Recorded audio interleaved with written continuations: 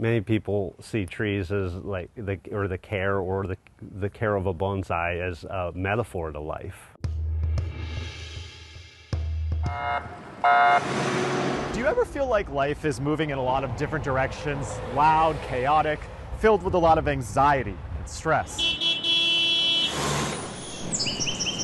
Which is part of the reason why so many Americans are now turning to the ancient art of bonsai in search of peace and tranquility.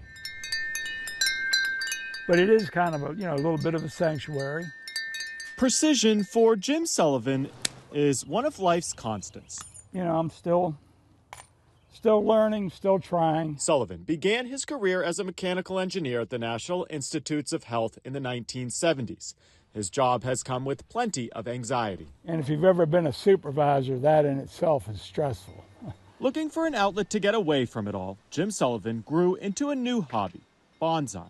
Bonsai was a way to relax. Jim spends most of his free time meticulously caring for the numerous bonsai trees he's collected over the years. Someone would think 150 bonsai is a sign of insanity.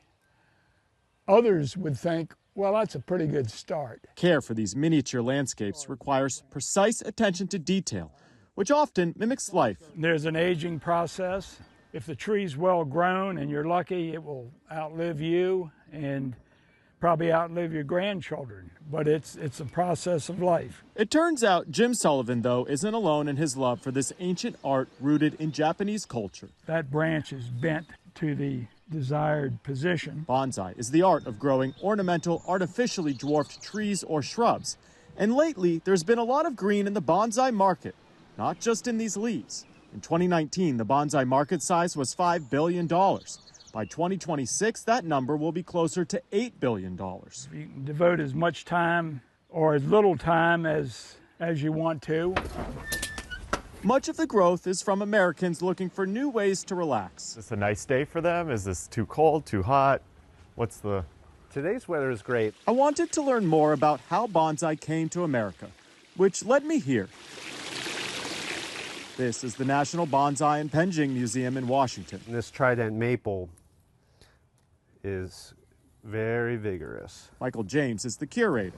So decisions have to be made for the health of the tree. His work here never ends. He's always pruning these trees to be perfectly balanced and small. The size of the leaves oftentimes tell the vigor of the tree. Bonsai didn't reach North America until after World War II. This tree is 400 years old and was gifted to the U.S. by Japan.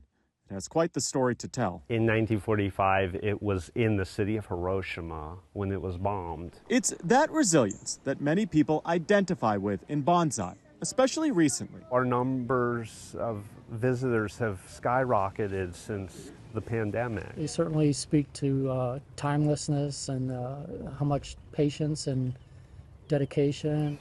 There's another reason behind bonsai's growing popularity. Studies have shown gardening can often have a positive impact on mood and brain chemistry. Plants and gardening can be therapeutic. The repetition, the calisthenics, the exercise. Not unlike, finding balance in life. Many people see trees as like the care of a bonsai as a metaphor to life. According to the American Bonsai Society, there are now more than 220 bonsai clubs in nearly every U.S. state, including Alaska and Hawaii. Definitely, I've learned a lot. And at this one in Baltimore, where we found Jim Sullivan recently. Yeah, and it's opposite branching. He comes here once a month. I don't know about you, but my ponderosas really loved this past winter. Members lean on one another for expertise. I'm glad you could make it. I'm Charlie, by the way.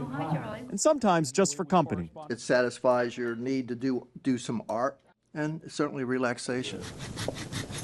That is not to say there is not some level of stress involved in the care of bonsai. The first couple I got, I ended up killing. The devil is in the details in bonsai.